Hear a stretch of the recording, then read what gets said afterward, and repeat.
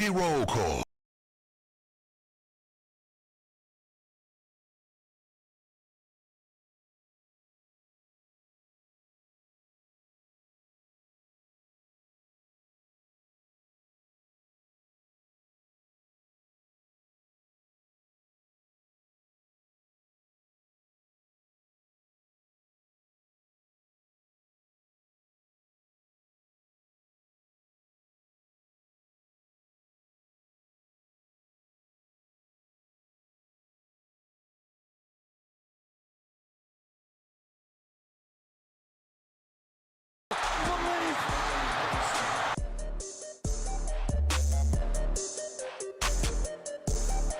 Hello, everybody. Happy Tuesday to you, November 4th, 2025, Election Day, Kentucky Roll Call, although I don't think there's anything to vote on in Louisville. Maybe a little neighborhood drama that I'll bring up on the show today. This is KRC. I'm TJ Walker, joined across the table. He's back in Louisville, Kentucky, just for a couple more hours. Stephen Peak is here. Peak, what's up, buddy? Excited to be back in Louisville, yes, for a couple hours, and I will be back on the road to Lexington right after the show, assuming I can get my car looked at. Apparently driving it to Auburn and back in a matter of like 24 hours didn't do it any favors. The check engine light started blinking at startup. I know that's bad. No, that's not what you're looking for. Yeah, and then it stopped blinking. So if anybody knows, I don't know car stuff. I was like a Tech 1 at Sears Auto Center for a little bit, but it was just doing like oil changes and tire rotations. Yeah, that was like one of my first jobs. I think it's cool, like jobs that people have, because you would have never struck me as a car guy. Oh, I'm not. But a different world. I should not have been working on your car.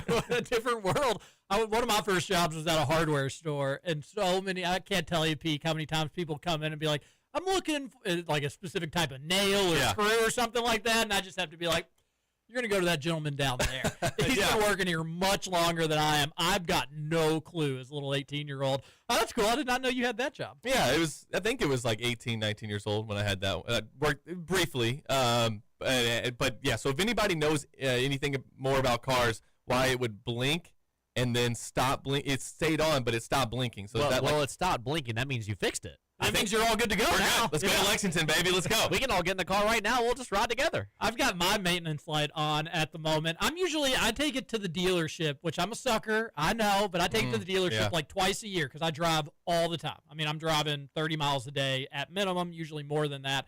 And so I pay more, I imagine, but I've, knock on wood, never had any major issues with it. Like occasionally the check maintenance or the tire light will come on. That usually comes in correlation with about the every 6 months that I take it in. And I don't know, they probably just charge me a couple $100 just to tell me that everything's fine. But guess what? Everything's fine. Peace of mind. Exactly. So I feel a little bit better about it. And all this is reminding me that I'm probably due for that about 6 months to take it on in. So what are you going to do? Well, I guess maybe I'll leave the show a little early. I don't know, trying to figure out how to get to. I mean, if it's a big problem, there's nothing I'm going to be able to do about it. But if they can just, run a test on it, give me that code, and be like, you're fine. It's, this or whatever. But I know blinking's not good. Not what you're looking for, but Lexington's only 60 miles. Certainly you'd be all right. I'm trying to. All I got to really do is get to Shelbyville because I'm going to ride with Jack Pilgrim. There you go. So yeah. I was in Shelbyville a little earlier Maybe Jacob today. can pick me up. He can swing by and pick me up on the way. And you can sit in the back with the mice. Plenty of room. Plenty of room. Yeah. Producer Matt Childers, how are you doing on this lovely Tuesday? I heard you on Just the Cats earlier this morning. Okay. He's doing good. If you're talking, Producer Matt, we're not hearing you. Oh, sorry. I did not hear what you said for a second. I am doing great. It's a beautiful day outside. It was freezing cold this morning, unfortunately. But we're good. I'm ready to go. Good. Sorry, I was looking up music for the break, and I was listening to that for a second to see if there were any potty words in it. No, that's good because we've made some mistakes over the last few months. Definitely have. Oh well, life goes on. I was running in late here. I thought I would maybe a couple minutes late to the show today. Had my annual checkup, doctor's appointment for insurance reasons more than anything else. But everything's good. They had to draw my blood work out, so I've got that little Band-Aid thing that they put on your arm. Good times. Good times. I don't like needles. I don't like having blood drawn from me, but it's really not that bad.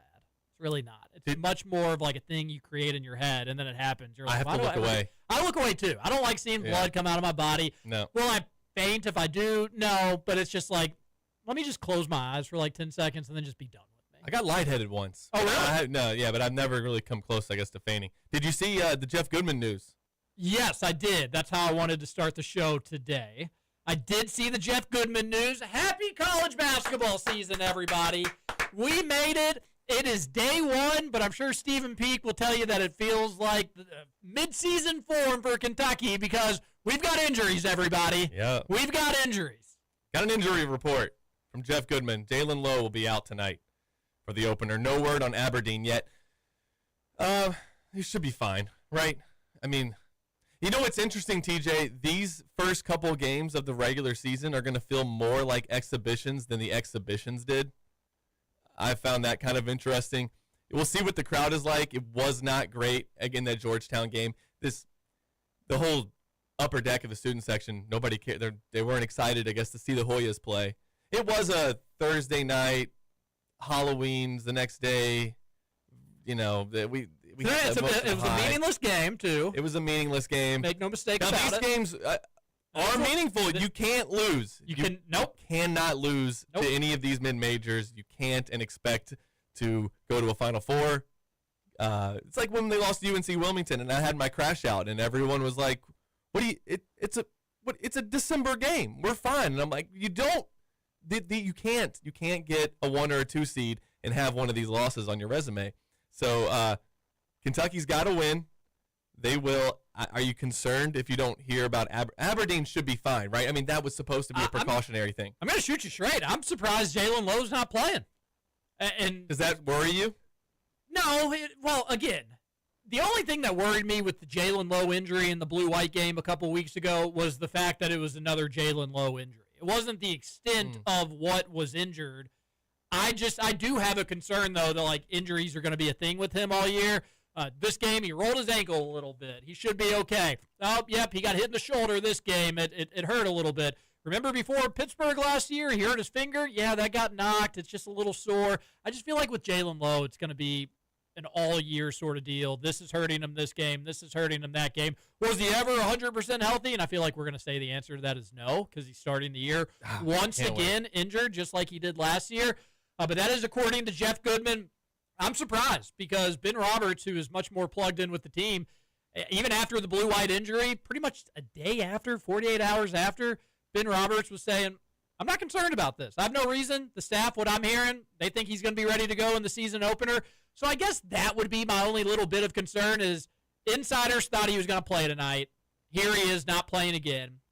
It's not an overly serious injury, but this is a guy that has injuries on his resume. But this is the injury that's keeping him out. Yeah, so here we are again, and there's another injury. So that worries me a little bit, and just the fact that the insiders were saying that he was going to go, and here he is not playing. And then I will, unless there's some sort of setback or there's something behind the scenes that I don't know, I would guarantee you that he's going to play Friday because I just can't imagine. That's why I thought he was going to go maybe play 10 or 15 minutes tonight. Yeah, I thought he'd be on a minute restriction, yes. You wouldn't want his first game to be Louisville, which is a week from today, which is so dumb. I'm going to say it every time that I bring it up. It is so dumb they're playing this game so early. We can't change anything about it. It's going to happen, and it's 7 days away.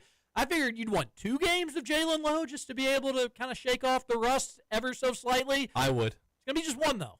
And I bet he will play Friday. And if he doesn't play Friday, how confident is anybody that you get to see him on Tuesday in that battle of the Bluegrass? If he's not playing, he's not starting on Friday, then my confidence that he'll be playing on Tuesday will start to really drop and start to wonder, okay, so how bad is this injury? Are we doing this again where it's fine, he'll be back soon? Well, actually, he'll be back. It was like the Kirk Risa injury last year. We knew it was really serious, but there was expectation that he was going to come back. And then as we went along through the season, every single time we'd ask for an update, it was like, yeah, it's just he's not there yet.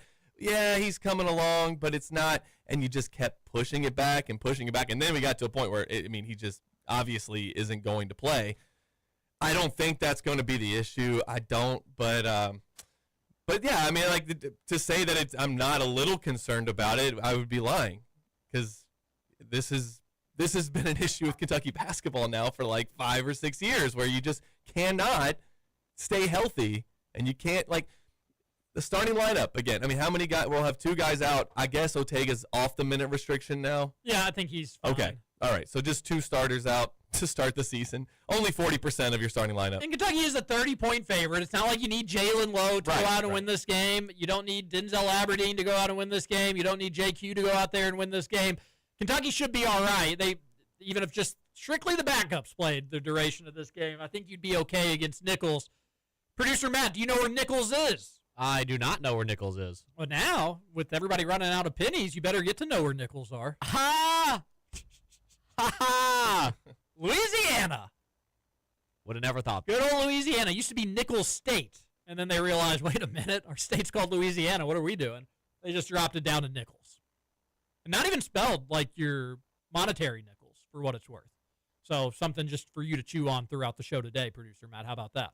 I am chewing on gum right now, so might as There well you double go. up. And I've got a couple nickels in my pocket you could chew on if you'd rather switch on over to that. The Game Day Men's Health text line is 502-414-1450. We're going to do a better job about reading your texts today. That's a TJ promise. And it's game day. I wish I've had this take before, but I don't know if I've actually ever said it on this show, which is dumb because I talk on it every day. I've always wanted Kentucky men's basketball to treat the season opener similar to how the Cincinnati Reds treat their season opener. Today needs to be a holiday in Lexington. Businesses need to be shut down. I really think the game should always be like a matinee, middle of the day sort of game because, one, you get a ton of TV, you get a ton of eyeballs on it. I was watching basketball. I had basketball on in the background all day yesterday. It was beautiful. More breaking news, by the way. There's a bunch of dorks at Field of 68, but their little basketball marathon they put on yesterday was so great. I'm so appreciative for that. But I really wish Kentucky would treat today, not like a celebration, Producer Matt, but an actual holiday. I'll get to that a little bit later. What's this other breaking news? Denzel Aberdeen. According to Jeff Goodman, Denzel Aberdeen is a game-time decision. Why is UK staff leaking all this stuff to Jeff Goodman? Well, Jeff Goodman's also the guy who said that Kason Pryor was officially completely out, and then Pat Kelsey was like, I literally never said that even once. Well, that's not that. So that was actually kind of interesting in its own right because Kason Pryor did not play last night, correct? Yeah, he did not play. Okay. And Field of 68, Jeff Goodman, they were the ones that came out with that report that Kason Pryor will not play in the season opener. It's unclear when he's going to be back from last year's injury. And I think I tweeted that out, Producer Matt, and I was like, well, that makes it certainly seem like he's not going to be ready for the UK U of L game, which I still stand by. I don't think you're going to see Kason Pryor play in that game, although I'm talking out my butt. But it was interesting because yesterday, when previewing the South Carolina State game, U of L head coach Pat Kelsey was asked about Kason Pryor, and he said he's medically cleared. It's just about trusting his knee, trusting that everything's going to be okay, and there's a confidence that goes in with that. And he goes on to say what producer Matt alluded to is, I don't know where that report even came from, that he's not playing in the season opener.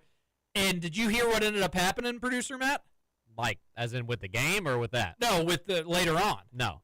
So I think it was Brooks Holton. He follows up with Pat Kelsey, and he says it was Jeff Goodman who had that report. Because Pat genuinely seemed curious, like, where did that come from, you know? And Brooks Holton follows up and says, oh, it was actually Jeff Goodman who had that report. And Pat Kelsey, no joke, says no comment. He just shrugs it off. He's like, okay, no comment. So I think what happened, somebody on U of L staff, maybe Pat directly, was just making small talk with Goodman, and it wasn't supposed to get out there that Kason Pryor is not ready for the season opener.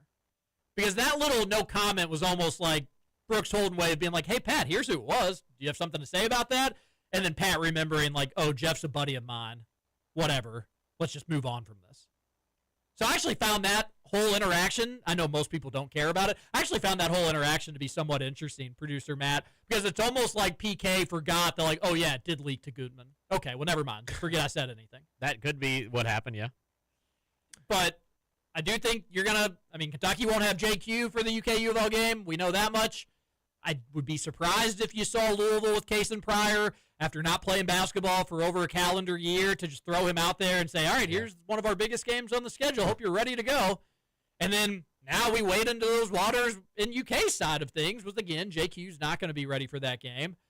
And we were hoping that you'd get Jalen Lowe and Denzel Aberdeen tonight, because then you wouldn't leave any doubt for next week. So we'll see. The injury bug to start the year, not fun. Not where you want to go. You want to be healthy to start the year. It's almost like playing your biggest game of the season 3 games in isn't a good idea. Nope, it really is not a good idea. But there were some big games last night. Did you all watch any of the college basketball? And shame on you, Disney, you pieces of turd. They suck.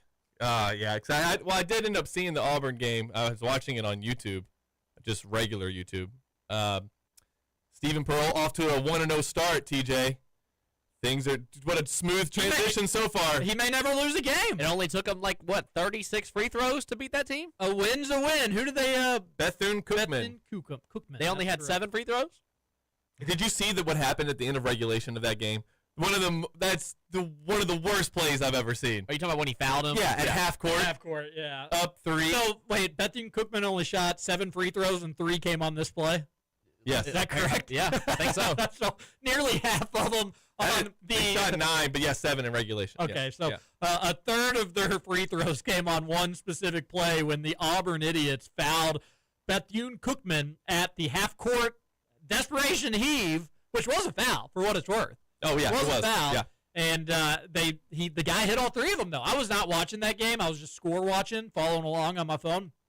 Pretty pressure-packed situation to make all 3 of those free throws. I know I wouldn't. Yeah, I mean, a little bit like, Reed Shepherd only had to hit 2 at Texas A&M, but yeah, definitely. Especially trying to pull off an upset, Bethune-Cookman, that would got to be would have been one of their biggest wins. If you're in an Auburn program history. If you're an Auburn fan, are you worried? Oh yeah. Oh, for sure. They were really confident when I was down there talking to them about how do you feel about Stephen Pearl taking over. They were saying, "Oh yeah, they'll be fine." He had his hands all in this program before his dad left, so he knows how to. It's going to be an easy transition. It's basically going to be the same thing as having Bruce Pearl on the sideline, and I'm like, okay, all right. I would not have felt that way. I mean, I know Stephen Pearl's been coaching for a little bit, but Brad Calipari taking over for John Calipari would not have given me any confidence. The longer John Calipari keeps coaching, I know, the more likely that comes to fruition. What's Richard Pitino's biggest, what has he done? What's his biggest accomplishment as a coach? Didn't he take Minnesota and New Mexico to the tournament? He tipped off everybody that Eric Bledsoe took Algebra 2 before Algebra 1. So that's really his biggest calling. Oh, okay. He was the one who did that. He said nice things about Donovan Dent going to UCLA. That was another big thing in Richard Pitino's He looked good last career. night, didn't he? Yeah, 21 points on 17 shots. It only took him 17, he said. That kind of efficiency, He did have 9 assists to 1 turnover. Donovan Dent is good. He's really good. But 21 points on 17 shots. Yeah. We'll see. Murray State Racers got to win. Got to give that shout out, TJ. Got to get that in there. I was watching. They were part of the Field of 68 marathon, which was enjoyable. Ryan Miller era off to a 1-0 start. Am I on to something about making the start of the Kentucky basketball season a big celebration? Yes. We don't do the Big Blue Madness campouts anymore. They took that away from us. So what if we had just a big old-fashioned tailgate the first day of the home game outside of Rupp Arena?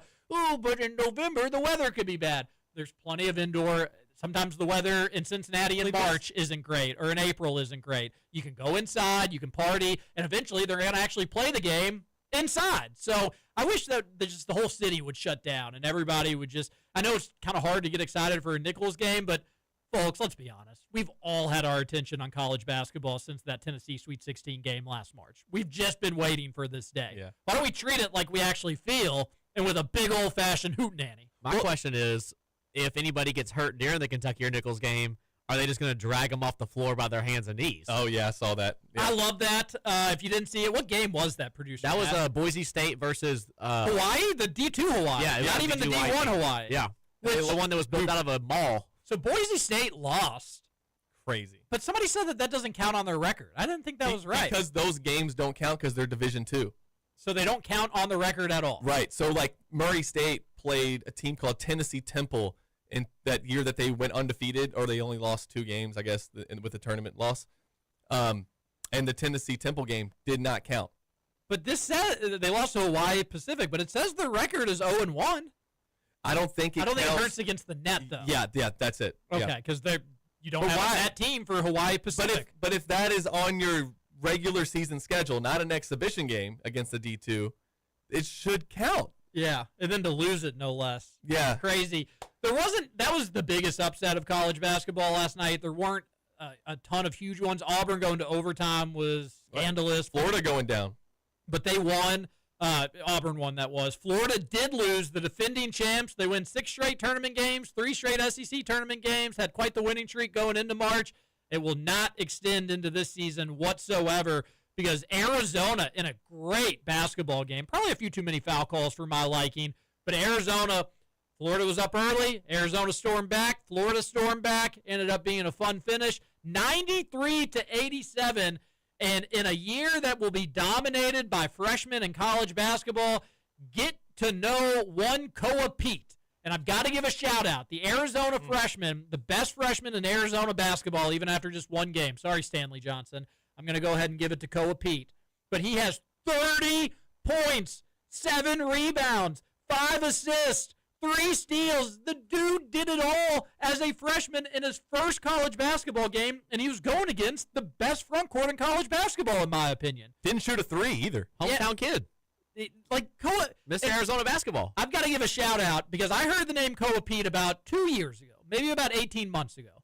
And it wasn't from a basketball recruiting analyst or somebody that does this full-time or a Tipton or whoever it may be, or Trilly. It was one Bradley Smith of We're Up to No Good who tweeted out, hey, in the class of 2025, I really would want Mark Pope to get Koa Pete. This kid looks pretty solid. That was 2 years ago. And here he comes in as a freshman. Bradley, you do know ball. 30 points against an absolutely elite Florida front court. And guess what, folks? Florida's got some question marks in their backcourt. Why is Boogie Flan not? I mean, this is one game, so I'm not. The game totally turned when they took the ball out of Boogie Flan's hand. In the second half, it started to switch from when Boogie had the ball in his hands, and he was just dishing. He was throwing out passes left and right. And I know Xavier Lee finished with more assists, which is a little surprising to me. But then Xavier Lee started to have the ball in his hands more. And he hit like 2 threes, and I think that's part of the reason why. But that's when Arizona went on their run. So Florida, their front court, 3, 4, and 5, as good as it gets. 1 and 2? We'll see. We'll see what Boogie Flan and Xavier Lee have in store. But I'm not too worried about the Gators' backcourt. I am worried about their front court. That's really good. And then Arizona, Jaden Bradley and Koa Pete, that's a duo that can get you to the Elite Eight or to the Final Four if they're just clicking and having a good game. Those two combined for 57 points. Wow. And only one other Arizona Wildcat had double-figure scoring. How about how Arizona only took 5 threes last night in this new era of college basketball where everybody wants to shoot a bunch of threes? They took 5, made 2, and scored 93 points. I watched pretty much that entire game, maybe not like locked in, glued to the couch. I did not realize Arizona only took 5 threes. It definitely seemed like Florida was chucking up more. They took 27, but if you would have guessed, how many did Arizona shoot? I would have guessed like 12 to 15. Only 5, so it does go. And they have 93 points in the game. Yeah. They have 93 points in the game. Now, they did shoot a lot of free throws, 38 free throws.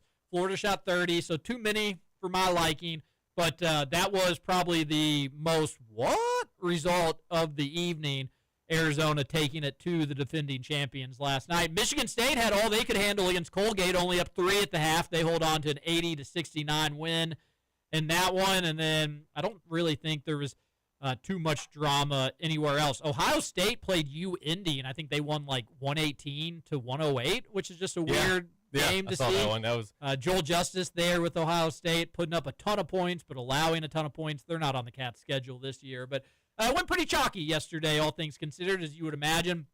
Not any amazing games tonight outside of Texas and Duke, but Texas isn't ranked, so Duke is a 9-point favorite playing in Charlotte for that one. It'll be a home crowd for Duke. But then Texas Tech, Purdue, and Kentucky, the only other ranked teams going at it tonight. And we will talk about that UK Nichols game. The Cats going to be shorthanded again.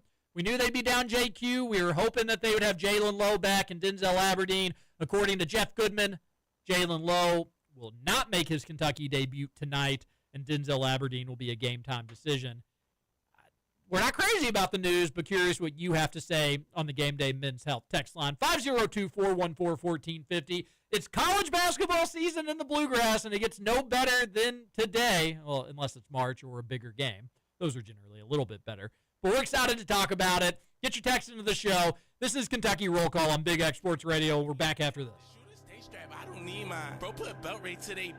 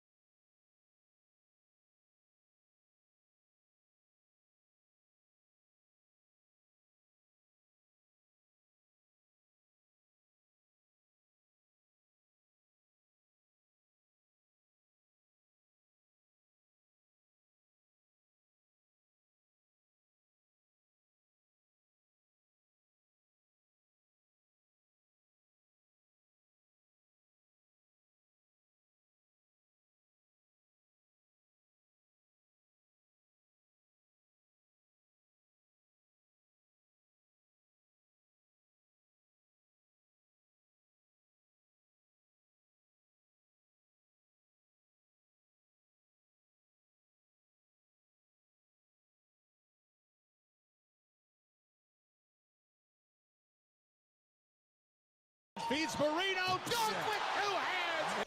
Marino drives it to the right elbow, hands it to No, we get to see Malachi Marino play some basketball again tonight. Get to see Jasper Johnson play some basketball tonight. Get to see Otega Owe, double O, play some basketball tonight. And, folks, this time it means something. It matters. It's going to go on the record one way or another. It's going to go to Kentucky's resume. It's going to go into the computer and the net rankings and all that stuff because we are back, folks, and we're game day tonight against Nichols, 7 o'clock at Rupp Arena. They'll be back at it again on Friday night. I love you kind of get like the Tuesday-Friday tilt for most of November in college basketball. I'm a fan of it. That's Valpo on Friday. And then a week from today, November 11th, 11/11, Make-A-Wish, Cats take on the Cards, 8 o'clock at the KFC Yum Center on ESPN. Does Disney get their bleep together by then? We certainly hope so. Gosh, I didn't even think about that. This could still be going on. Could be going on tonight. SEC Network Plus game. That's awful. Yeah, shame on Disney. I thought they would get it before Monday Night Football last night. I thought that they would say, listen, yeah, you didn't have a college football Saturday. We're going to get you back for Monday Night Football. Folks, this could go on forever. Who knows? Yeah, I mean, J.J. Watt even tweeted out last night, was like, I guess none of us are going to watch Monday Night Football because I'm not paying for another subscription. Yeah, there was a poll that went out from some media member, and it was like, what do you plan on doing about Monday Night Football? Buying a one-day pass, going to a bar, not watching, and I think there was like one other option. And 70%, 68% of people just said, well, I'm just not going to watch. And guess what? I didn't. And once you saw what the score was, you didn't, after like the first quarter at halftime, you didn't feel like you needed to watch any of it. Well, I just didn't watch. I hate that. I saw some people saying they had ESPN Plus, they had like the Ultimate Bundle, they had Disney Plus, they had all these other subscriptions, and they were like, I got all these ESPN packages, and I still can't watch Monday Night Football that's on ESPN because they want me to buy Hulu. And I'm like, I'm just not doing that. Yeah. No. Yeah. Yeah. I also am not going to do that. What will I do for the UK game tonight? I'll figure something out. I'm resourceful. That's so dumb. It is just it's horrible. Just figure it out. Figure it out, man. Like again, we talked about it yesterday. You're going to lose fans in the long run. Seeking out these short-term profits. Has that ever gone wrong for companies? Yeah, it has. Okay, so I was looking up what the South End Conference is, where the Nichols Colonels play. They are projected to be the regular season champion of that conference by several outlets. Kentucky's going to be down both their point guards. You still feel comfortable about the game tonight? Yes. Okay. Yeah. I do too. Kentucky will destroy Nichols. Until I heard the Jalen Lowe news, I really liked UK to cover 17 first-half points and an under for 77 points in that game. I thought UK's defense would be up for the challenge. You know, if Jalen Lowe doesn't play and Aberdeen plays, I still feel good about that under 77 or what it is in the first half. For what it's worth. I'm not happy about it. I will say this, though. I already gave Rupp to No Good one shout-out today. Rupp to No Good's buddy. Yeah, we got a source off in college basketball. He is saying that, like, Jalen Lowe's 100% healthy. He said he put out a picture and basically hinting that he's going to play. He does say in the comments, though, that, there's a different source, I guess, giving Jeff Goodman stuff. So we'll see. He didn't completely backtrack. Buddy is connected. No, he's been right a few times. And UK basketball, once again, they're messing with us. They're teasing us. Jalen, or who was it? It was Denzel Aberdeen was on the program for the Georgetown game. Didn't play. Oh, they made that program days in advance, weeks in advance. It was meaningless. You're an idiot for believing it. All right, whatever. I'm an idiot. Did you see what they put out today? Yes! Today, hey, what was it? It's like today's the day or whatnot. It's or like, game day. It's game day. Jalen. And the first picture is the Coach Mark Pope. Is that Feger? Yeah, and Cody Feger. Yeah, Cody Feger. And then Jalen Lowe is in focus here. And then Jalen Lowe's in focus on the second picture. And then an hour later, Jeff Goodman comes out and is like, Jalen Lowe will not play tonight.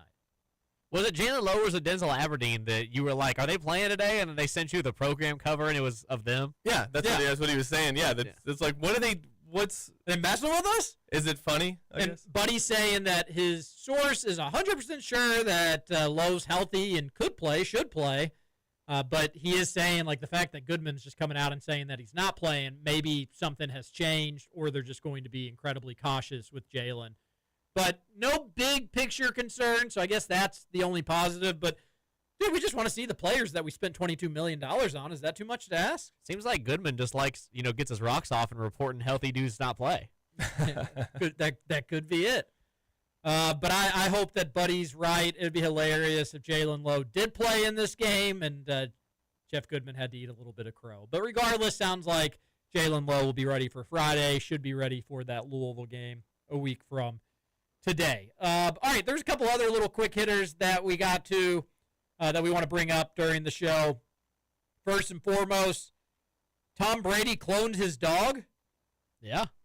This is coming from Bleacher Report, but Tom Brady revealed that his current dog, Junie, is a clone of his late dog, Lua, who died in December of 2023. The dogs were cloned by a cloning company, a biotech company, blah, blah, blah, that Brady's an investor using blood collected prior to Lua's death. So this is a very common thing among rich folk. All right. So are they going to start doing this with their family members soon? So this is all really, really fascinating. If this was a summer radio day peak, you and I could have such a fun conversation on all this. But cloning is becoming very practical, very real. Rich people do it. I'm sure you've seen the stories about them bringing back dire wolves and then bringing back this animal and then bringing back that animal. They're already doing it. Dire wolves, which had been extinct for tens of thousands of years, are back. And for the first time, humans are able to see dire wolves. When they were puppies, they were able to pet and play with dire wolves, and they're back. And this cloning company has plans to clone more animals. They've already done it. If you're rich and your pet dies, you can get that cloned. And it does bring up the question of all right, so when is China just going to start cloning people? When are they just going to make a clone army, right? Right. Because that technology is already out there. Woolly mammoths and all these other extinct animals are probably going to come back sooner rather than later. Oh, fun. So when do we start crazy if there was a whole series of movies that says we probably shouldn't do that? Yeah. What were those called again, Steven? What were those called? Was it Jurassic Park? Yes. Okay, You're right. Okay, I just wanted to make sure that I had my sources right. Yeah, this is weird. Is this how we have we're approaching, or we already are in a population deficit right now? We're not replacing ourselves at the rate that people aren't breeding enough. Right. So is this how you fix it? No. Or robots? No, I don't think this is how you fix it. I don't think robots are how you fix it. People just need to get back to banging. That's how you fix it. But that being said, I recently lost a pet. Would you all get a pet cloned? Have you all ever looked into it even? I would not. I would bury it in a cemetery where it would come back to life. Is there something like no? I don't think that. I don't know, because it's not my dog, but it is, but it's not. It's not. Does it have the same personality? Are there? So this is we cloned a sheep a long time ago. Yeah, Dolly. We're still only doing dog. No, we're not only doing dog. Are we doing? How have we not gotten? Are we gotten to people yet? We can do people. There's a moral. These companies don't want to do people, because at that point you're already kind of playing God, but then you are definitively playing Has that God. stopped companies before? So what we're kind of doing is we don't know that they're not cloning people. Well, we don't know that. You're right. And I would guarantee you that different countries are probably trying these things. But what they are doing right now is oh, you've got a family disease well, we can change this DNA, and now you don't have that anymore. Oh, you mean like Jurassic World? Very similar to Jurassic World. The exact plot line of Jurassic World. Well, what movie was it where they could basically just get rid of all of the things a child could be born with, and they were like, well, we don't know if we want to get rid of all of them. Leave some of it to chance, but there's why would you do that? So there's where science meets natural. I don't know. It's all weird to me, and I don't know that I would feel oh, my dog is still here. Do you know what I mean? It would still be a new dog. Dogs also, they can look very similar to each other if you get the same breed of dog. So does it really matter that it was? So some people who have cloned their dogs have been, when you're paying $50,000 for a pet and you're getting this animal cloned, sometimes even more, sometimes $100,000. Sometimes they have been disappointed. And they've come back and they've been like, this doesn't act anything like my dog. It looks like my dog, but he doesn't act like my dog. He's mean. My dog was the sweetest. This dog's mean. They can't make it perfect. they can put like the genes together, but how it all kind of just clicks in an animal and with its environment and its upbringing, Nature versus nurture. It could just be different for different animals. So people have been disappointed. Some people have loved it, and they've said like, oh, it's just like my little buddy that I lost. He's not perfectly like him, but very, very similar to him. So some people like it. Some people don't like it. But it's not cheap, around $50,000, sometimes more. And then you're kind of only getting a genetic twin. You're not necessarily getting the same dog with the same memories that's going to act the same or have the same personality. Would I want a clone of the dog that I just lost? I loved him very much, but no. There was parts of that dog that were an absolute little you-know-what. And I would get so annoyed with it. Now, that ended up being like endearing over the long run, but I would rather have another dog that has a new set of quirks and things that I probably would love about it, and then things that would drive me up a wall about it. So I would not.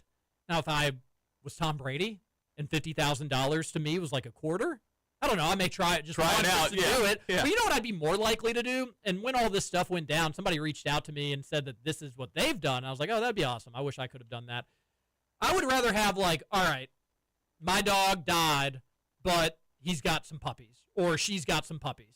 I'll get one of those. Like, if you know it's not the same dog, but it's of the same bloodline, that's something I would be much more excited about than just like this Frankenstein's monster. It's storming outside, and you're trying to recreate the thing that you loved and lost the most. I'd rather just get like, hey, here's his son's son. This is twice removed from your dog. Same blood, acts similar, enjoy. I'd be like from the same family. I'd be much cooler with that. But a little clone talk, and Tom Brady getting his dog cloned is the least surprising thing in the world. Producer Matt said no. Stephen Peake said no. I'd say no. Would you clone anything? Like a goldfish? No. I mean, I don't have any reason. Anything to do this. nothing that would pique your interest? No. I mean, I don't know. Maybe can we clone Anthony Davis and get him in Kentucky's uniform again? I'm in on that. That would be a couple more Harrison twins. We got a little NFL breaking news that just hit my phone at the moment. Sauce Gardner is now going to the Colts. Whoa. As of like just now. People forget he's kind of cheeked though. So I mean, still you're adding Sauce Gardner to arguably the best team in the NFL. That is crazy that the Colts are maybe the best team in the NFL. I also saw Jair Alexander. His stint in Baltimore was not very long. Nope. Jair Alexander just hates playing football. There's nothing he hates more than having to play a sport that he gets millions of dollars. Where did he go to now? Who? The Eagles. I saw a tweet the other day. It was like this season's definitely. It was by a Packers fan. It was like this season's definitely going to come to an end with Jair Alexander picking off Jordan Love for his only like second game in the NFL this season. Yeah, no, that's definitely going to happen, and then he's going to celebrate for about 35 minutes because that's what Jair Alexander does, and it's going to absolutely crush and kill me. Sauce Gardner only being 25 years old is shocking. Would have thought that dude was like 31 years old. NFL, sometimes we age these guys faster than we probably should. All right, well, if there's any other breaking news, let's keep it coming. While we're kind of having a nonsense segment, Peake brought this up last night. I woke up with about like 35 missed text messages from Peake and Matt Childress just kind of going at it. First off, Peake, you know I hate to do this, but Team Matt Childress on the U of L attendance from last night. 9 o'clock game, South Carolina State. I understood. I was just shocked that U of L agreed to it. I think U of L is just getting cucked around on their schedule. Your opener is going to be at 9 o'clock. We're going to have you play your rival, the third game of the year, on a random Tuesday. Louisville, have a spine. Stand up for yourself. Well, it was Monday, right? Well, I'm saying for the game next week. Oh, my bad. I didn't hear that. Their whole schedule just kind of sucks off the jump. Yeah, no, but okay, I get it. But I would say this is the most anticipated Louisville basketball season in a decade. Yeah, about a decade. Yeah. I mean, they were pretty good. 2019, 2020. This season is gets much canceled. more anticipated. You got a top 5 pick on your team. Louisville not really used to rolling in those waters. I agree with you. How many tournament games have they won since 2015? They've won 1.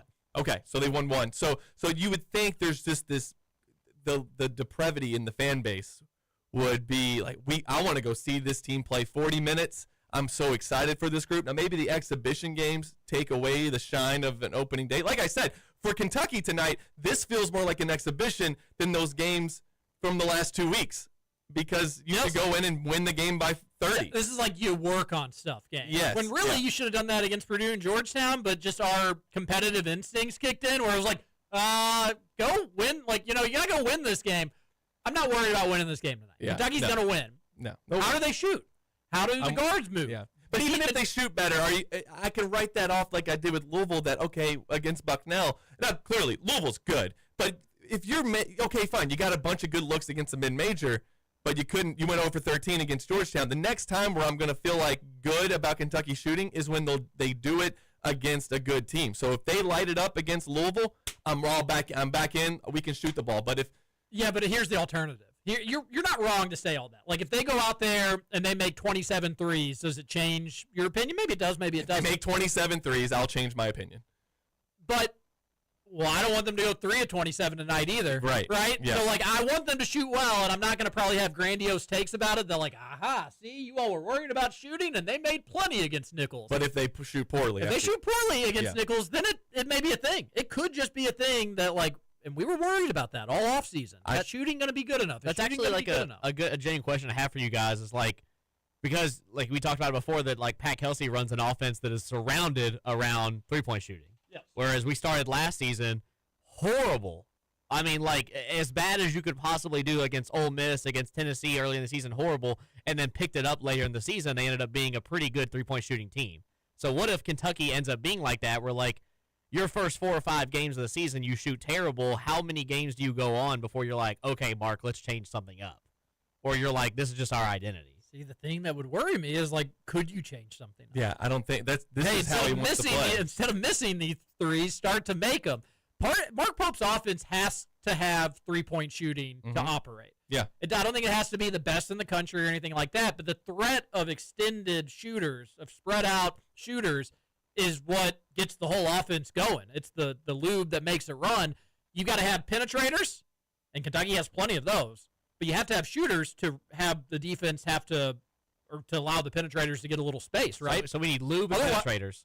Yes, when you lube the penetrators, it doesn't get all too clogged in there in the lane, because then you can kick right back out to the shooters. You don't want to stay in too long. Nope, and they'll spray. What's wrong with you? So that was the attendance talk last night. We'll get more into Nichols here a little bit, but then then Pete started talking a little AI, and I could tell that your wheels were spinning way too late in the evening. I had a George Strait take on the message board too, on KS board. Did you? I didn't see that. Yeah. Normally I'll see your message board post. I didn't see that one. But you were real worked up about an AI song that is on the Billboard charts. On the Billboard charts. We don't need it. Is it that female AI artist? Yes. Yes. Okay, I saw that stuff. Matt, is she hot? I don't know. I haven't. I just saw the news report that she's the first AI artist to top the charts or somewhere like that. We don't need the robots making our art while we all work. That's not what we do not need it. Why is it that this is what we're invest in other things? I don't need the investment into this technology. We do not need it. We have enough content as it is. Well, that's it. I'm never playing our outro song again for you, Steven. No, that one we can Never keep. again. You hurt my feelings. Well, all right. So along these lines, I agree with you. What are we doing putting on the Billboard Top 100? And secondly, you tweeted. Did I send you that, or did I that came into my life about a month ago? Some of the old AI songs, specifically the rap songs mixed with 50s music. Yeah, it sounds too good. Mini Men 70s rock version. It sounds more like a 2000s rock version. Producer Matt, would you be able to play a part of that? Well, the only thing is I'd worry about the cursing on some of these. But some of these old school, 2000s rap song that they mix back with 70s or 50s or 60s are, I hate saying this, it is some of the greatest music I've ever heard in my life. So good. I hate it. And it's so bad because it's not real. It's just not real. Although I guess technically 50 Cent did sing those words. That is actually him singing. To the melody. They even keep the same melody in it. But they do just mix in all this other sound. It's bizarre. So, naturally, it was fun to catch up to all those text messages last night, but I did have another AI song in my text messages from Scooter Dingus last night at 11:15 p.m. And he sent me this song that said, "Gonna sleep like a champion." And he texted and he said, "You got to check out this song." And I was asleep, and then I woke up this morning at 5, and I wasn't going to go listen to that song, obviously. But as the day went on, I was like, well, Scoot sent me something. I need to take the time and listen to it.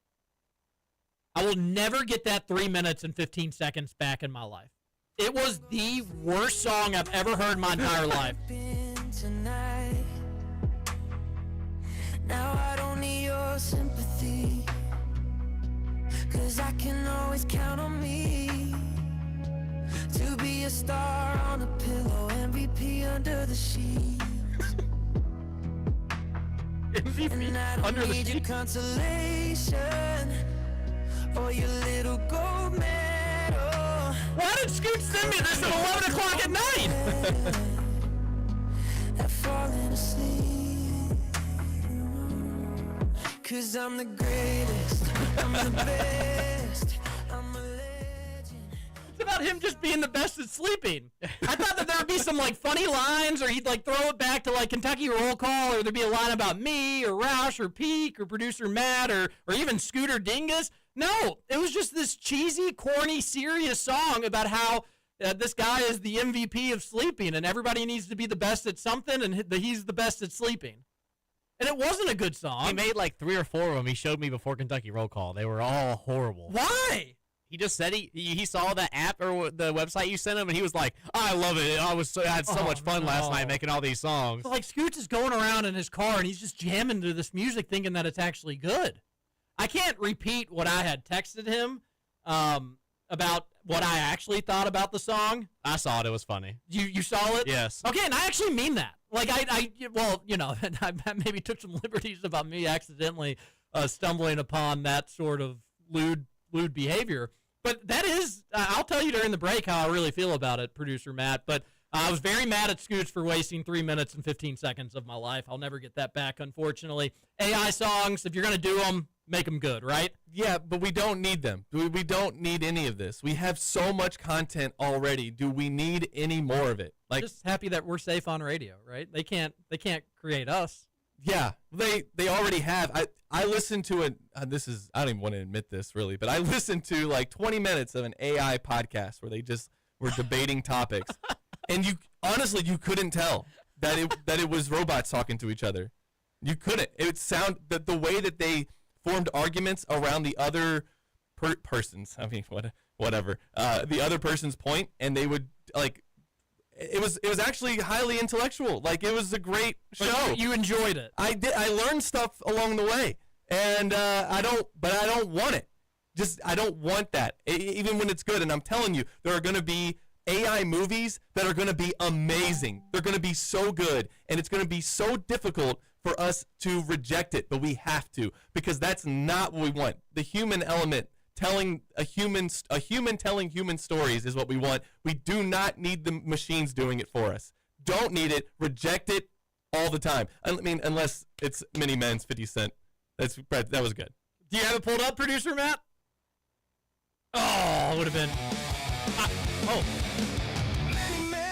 Is this it? Yes. This is the one that Steven sent over. This was different than I heard.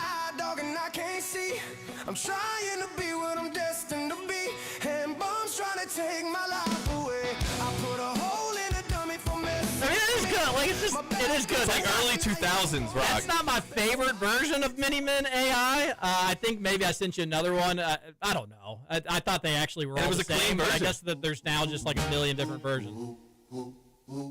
I don't know if there's cussing on this, producer Matt. Do you? I don't know. You just sent it over, so I haven't Okay. seen it. Well, You might want to drop it. yeah, they come in hot on Mini Men. The one I said, They come he in did change hot. the lyrics because it definitely sounded like a white guy singing it, so they probably had to. Yeah, that one, because I'd seen that one before. I knew that one was clean. Well, give that one a listen and see if you can just find like a 10 or 15 second version that doesn't cuss, although that certainly could be impossible. In the meantime, some text messages. We don't need this. I know. Yeah, but The movie aspect is really interesting because you're right. There's just going to be like featured films, and it's like, and no human played a role. and it's going to be good, and you're going to have to just be like, no, I don't want this. Like someone born today could like live to be 100, and all they did their entire life was sit and watch YouTube videos. They would, with only what exists now, by the way, nothing else gets added, and they die with more hours remaining in their watch later than the Earth has even been around for. They'll never reach the end and be like, oh, so is that everything? That's never going to happen. We have too much content. You're not even allowed to be bored anymore. Yeah, this is fire. Oh yeah, this is great. I played this the other day too. If I was down and out, would you still have love for me, girl? Now we're just gonna get people to turn off our radio show to listen to AI 50 Cent. What are we doing?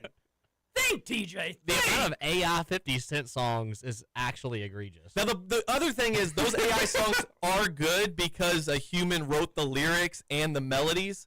So then they're just making different versions of the melody and the lyrics. So I'm not completely against that. I mean, I'm against it, but it's not. It's basically like the Hangover when what's the song they did at the end when the band was playing? It's just another version of like taking a song like that and making it sound like it's from a different time. Somebody Candy Shop. Somebody in the comments actually thinks 50 Cent made this. They said, 50 Cent, we need Anderson, .Paak, and Bruno Mars to do this. That was the Dan Fanerty group or whatever they were in The Hangover that made those funny songs. All right. A lot of people are probably wondering, though, like, what does Allen Iverson have to do with all these songs and movies? And we'll tell you what he does have to do with them in hour number 2. More basketball talk. This is Kentucky Roll Call on Big X Sports Radio.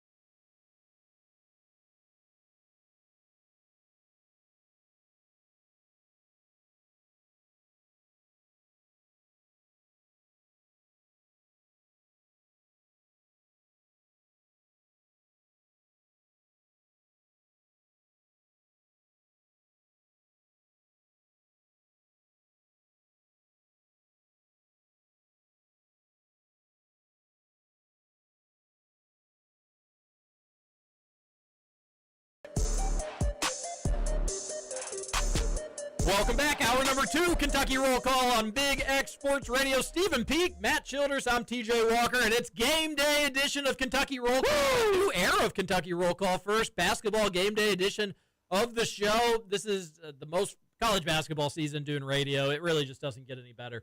You get the game tonight. I'll be doing the post-game show over at ESPN 680 if you're interested. Around 9 o'clock is when we'll get started there. But Peak, it's just fun having like a game. And then especially back when the show was 7 to 9, getting up that early wasn't the coolest thing in the world. But just being able to like, hey, this happened, and now we actually get real stuff to talk about. Like, it matters. Oh, yeah. This is so much fun. And then I know a lot of people don't like the winter, and maybe yesterday was your first work day of getting home from the office, and then by the time you finish dinner, you look outside, and it's dark outside, and you're like, damn, that kind of sucks. And it does kind of suck. It does. Yeah, it does. Were we supposed to change this? We were. However, doesn't college basketball get you through all this? It does for me. Yeah, it does for me. Because like, if you don't have a winter hobby like college basketball, something to look forward to because you get it pretty much every night. Mm-hmm. Oh, you get it every night. It would be it would be sad. It would be if like, what do you even do? What do you look forward to? You go to work and it's dark out. You come home and it's dark out. You look forward to Christmas, and then after Christmas, what do you do? Yeah, it's like it'll be light again in April. Well, no, it's light every day at Rupp Arena when you go there. Right? Yeah. So get into college basketball season. And then, like, with the usually UK playing Tuesday, Saturday games once SEC rolls around. Before SEC, it's usually like Tuesday, Friday, as I mentioned in November. That's a great way to break up the week. I can make it to Tuesday night. I'm almost there. And then, all right, well, it kind of sucks having to wait to UK to play basketball again for 3 or 4 days. But Wednesday is easier than Tuesday. Thursday, you start to get the weekend itch a little bit. Nobody complains about Fridays. So I love college basketball. I love your text into the Game Day Men's Health text line. We're going to read a couple of them today. If a child born today has a better chance of being killed by AI than graduating high school, per the expert who recently wrote the book discussed here. Oh, he sent a link with it also. Being killed by AI than graduating high school? I do want to watch the YouTube link. I'm not obviously going to be able to do it right now, but I will check it out. It says, experts' dire warning, superhuman AI will kill us all. This looks like it's from AI, though, just based on the screen grab. So I think AI is telling on itself. But I do think that there was guys who were behind, I can't remember his name, the guy behind ChatGPT came out and said, oh, this could end terribly. There are, like, huge ramifications for super AI, super intelligence, and that it might see human beings as something standing in the way, so a threat to the planet maybe, and they would be like, maybe it would be better off if we didn't have them. Maybe we're more efficient without humans being on this planet. You know, I don't know that we'll go down that doomsday scenario, but we should definitely just find out, right? Just keep investing in it. Let's keep using up all the energy, making people's energy bills go up that live near those big data centers, and using the water so that they run out of that too. Let's just keep doing it and see what happens. AI will figure What's it the all worst that could happen? AI will figure it all out. A texter says it's not up to us, and it never was, and it never will be. We'll all get AI everything because the money involved with it. They are right. We don't have much of a say, do we? No, not at all. Kirby says AI music, even if it's good, it just feels soulless. But the issue is when you don't know if it's AI or not AI. And then secondly, the soulless aspect of it, I don't know, maybe if you break it down and you start to think about it, but I think humans are just, if we hear something we like, we just start kind of shaking our head to it. We're the only creatures that dance. You don't really see that now you see it for mating purposes. There's some other creatures that will do a dance for mating, but we just kind of dance just because we can understand music and the rhythm sounds good to us. And we don't really understand why it's like that for us, but it's not necessarily like that for any other universal animal out there. We've been using computers to make music now for decades. Yeah. So electronic drums.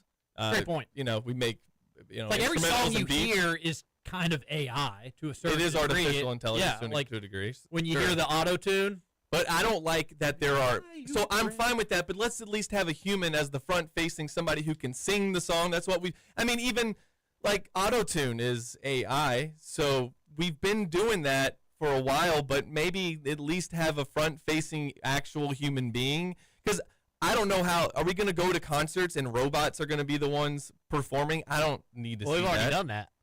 God, and Michael Jackson and Tupac. The Tupac hologram was cool. That was cool. But Is that this? I mean, yeah, that is kind of weird. People paid to be there. Yeah. But did they know that Tupac was going to come out at Coachella then? Did the people at Coachella know, or was that I think that was a surprise, right? I don't know. But the Michael Jackson one might have been. Like making that a surprise is hard because what do you do when when the last dude is there? It's like, hey guys, don't leave, we're not done yet. And then hologram People thought Tupac was back. Up. Yeah, I guess you could just say, like, we've got a special guest, wink, wink. He's still dead, unfortunately. Or is he? May God rest his soul, Tupac. A texter on the Game Day Men's Health text line. If you had to predict right now, does Mitch bring back Mark Stoops if we go 5-7, yes or no? Well, Peak, you were in attendance for some press conferences yesterday. Mark Stoops' coach's show, which I did not listen to, admittedly. I wanted to, just did not get around to listening to the Mark Stoops' coach's show. This is a great question on the Game Day Men's Health text line. It's the worst case scenario, I think. If you don't get a bowl game, like 5-7 is not doing it for anybody. No, and people are going to want him gone. And I honestly don't know if Mitch will get rid of him at 5-7. I don't know. Maybe it depends on who that fifth win is. If they knock Louisville out of the playoffs by beating them in the final game of the season, does that, get people excited enough about Cutter Boley and some of the young guys that they could possibly bring back? Then you get Roush's report that Cutter doesn't want to play for Stoops either. So that's a whole different can of worms. Yeah. I mean, did he put that out again today or not today? Okay, it got brought up on the text line yesterday's show or Friday's show, whenever that was. Okay, obviously, if you can't bring Cutter Boley back, then the deal is off. I mean, that is the absolute minimum that has to be. I mean, if you go 7-5, and if you win out and you hear that Cutter Boley's not coming back, are you gonna? Well, if he were to win out, he's back. He is, but I'm saying, what I'm saying though is that if Cutter Boley, if you find out that he's not coming back, Kentucky goes 7-5, would you still want Mark Stoops to be the coach? Because I think Cutter Boley, that's bigger than everything else. I don't want Mark Stoops to be the coach at all. Well, then there you go. So, but 6-6, you can sort of see where they got to a bowl game by going 6-6. They had to beat a few good teams at least. They had to beat Auburn, Florida, and the either Vandy or Louisville, right? So you can sort of see it. 5-7, and your wins are, let's say, Florida without their coach and Auburn, who fired their coach after losing to you. I just no, because the fans are not going to be interested in that. I think that, and I don't. It's easier if you go 4-8 or if you just go 6-6 for that decision. And I do think after what I was seeing on the field at the end of that game, I described it a little bit yesterday, but the hugs and the relief and the coaches coming off the field telling people, just saying out loud that, like, I'm going to keep my job, like, I'm not getting fired. I do think that there is a game, week to week, game by game, that Mitch Barnhart is going to see how it plays out. That if they could go 6-6, sneak into we're in the Liberty Bowl, like, then they might bring him back. Yeah, I don't know if 6-6 even gets people to be like, yes, let's go, let's bring him back for another year. No, there's really nothing Mark Stoops can do unless he put together like a top 5 roster that would get fans overly excited. It's just people are out on him. His stonks are low. He's not the most charismatic dude that can go get behind a microphone and win everybody over again. He has to do it with winning, and Saturday was a nice start, but you need a hell of a lot more about it.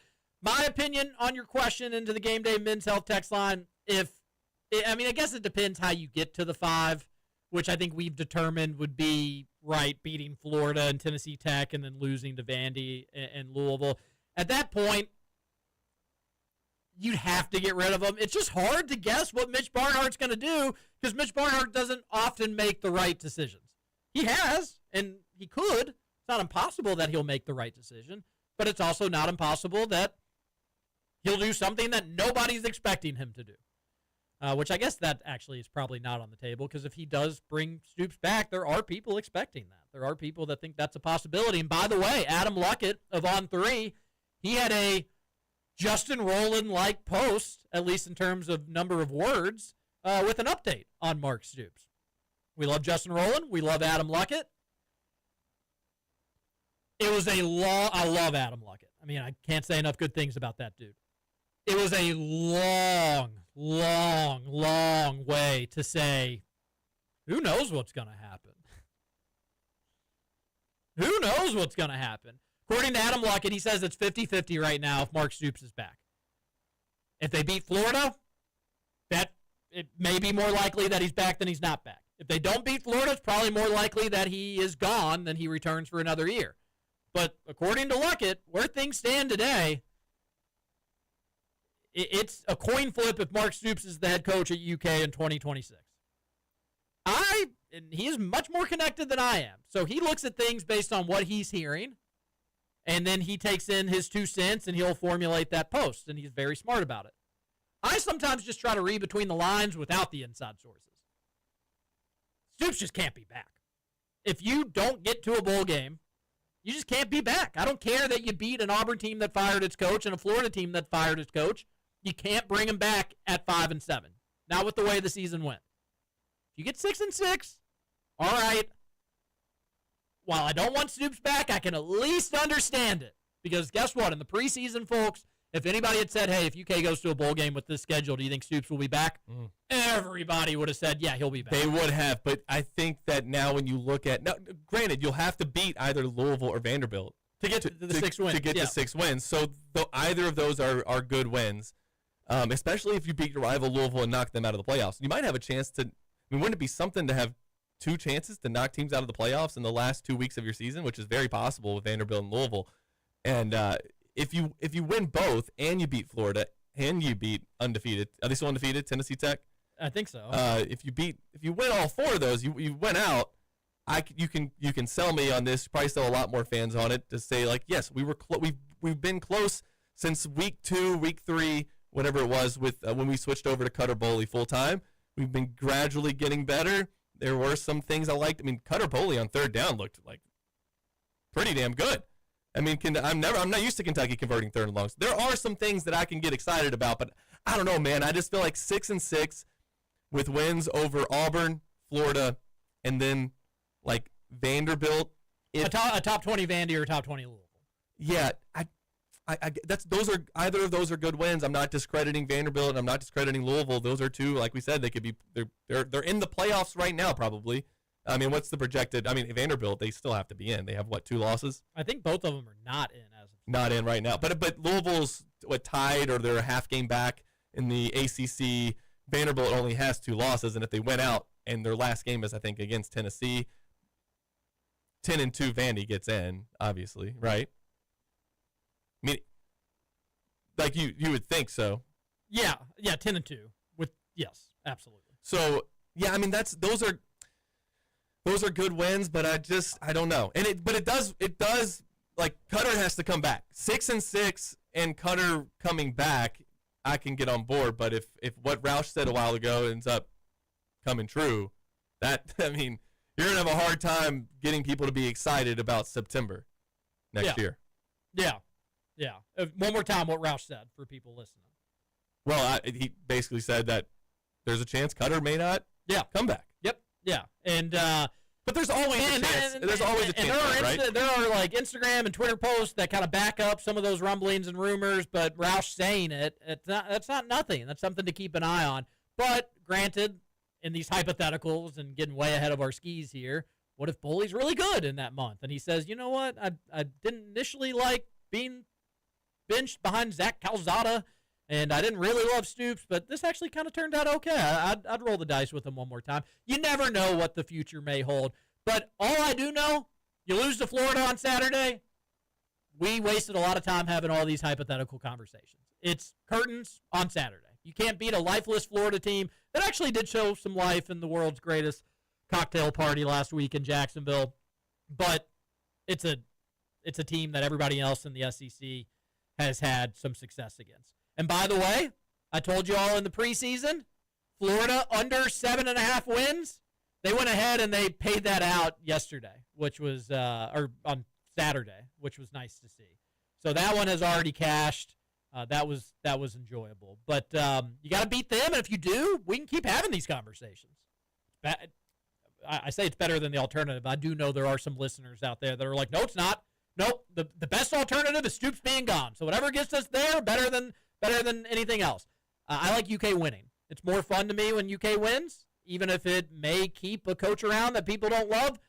I like having those conversations. So beat Florida, let us keep having them, and we'll go from there. But if you lose to Florida, it's all over. Okay, but all over. There's also the conversation of do you bring Bush Hamden back for another year? I mean, you had to bring him back, I guess, after last season because you wanted continuity at that spot. Do you continue that route? Like, okay, there were some things that caught on kind of late that maybe we can build off of. I'm curious your answer to this question as well, but my personal answer to it is I don't care. I genuinely don't care. If Stoops comes back, I'd almost prefer he keep his coordinators with him. I don't think getting rid or bringing in a new offense. Do we want Stoops hiring another offensive coordinator? 17th time's the charm on this one. And while Bush has not been, he's not blown anybody away, I also can't say if I definitively blame him for every offensive flaw that this team has shown. Maybe some of them, at the end of the day, you just want it to look better, so anybody involved with it is responsible to a certain degree. But you're hearing roll in and Luckett, if he does come back, it's going to have to involve some staff shakeups, and he may not want to do that. So Barnhart's saying, like, I trust you, Mr. Headman, but not the people you have around you. That's actually the issue. No, unless, and you'd never do this, but unless you spent like $15 million to go get the best offensive coordinator in college football. That's how you sell the fans on Stoops for a year 2026, is you go bring in somebody, all right, we saved $38 million not having to pay this dude on the way out. Let's go spend a lot of money to get a competent offensive coordinator. All right, there's a way you can get some fans excited, but we're dream-weaving with all this stuff. If Stoops is back, I don't care who he has with him. Let's be realistic about it.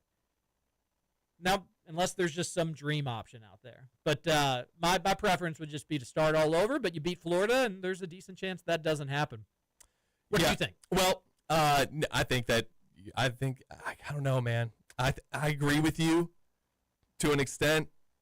But it's, again, just trying to sell this program. And it does, maybe if that is a stipulation to Cutter coming back, which I don't know. I mean, he might like Teddy. That's a good conversation. Where if it's like Cutter doesn't love Stoops, but if you brought in a new OC, he would hang around. All right, in that case, you probably need to go do that, right? Yeah, that's a good point.